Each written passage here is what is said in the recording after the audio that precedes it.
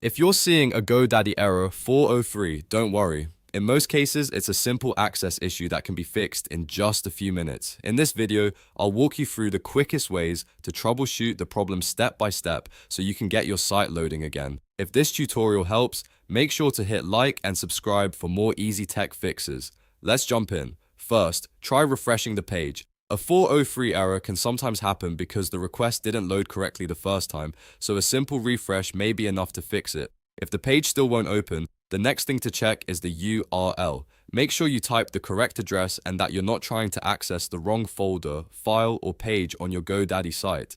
Even one small typo or an incorrect path can trigger a 403 error. If the URL looks correct and the error is still there, clear your browser cache and cookies. Over time, your browser can store old or broken data that prevents a page from loading properly. Clearing that stored data gives your browser a fresh start and can often resolve access issues like this. After clearing the cache and cookies, close the browser completely and reopen it before trying again. If that doesn't work, try opening the site in another browser. For example, if you were using Chrome, test it in Firefox, Edge, or Safari. This helps you figure out whether the problem is with your browser itself or with the website. If the site loads in another browser, then the issue is likely browser-related, and clearing data or resetting extensions may help.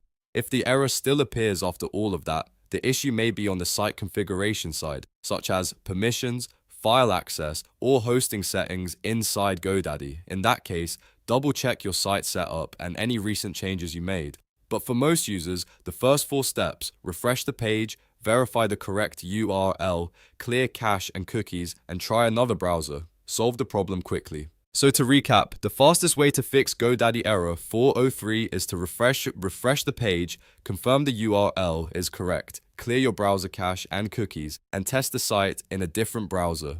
If this video saved you time, please like the video and subscribe for more helpful tutorials. Thanks for watching, and I'll see you in the next one.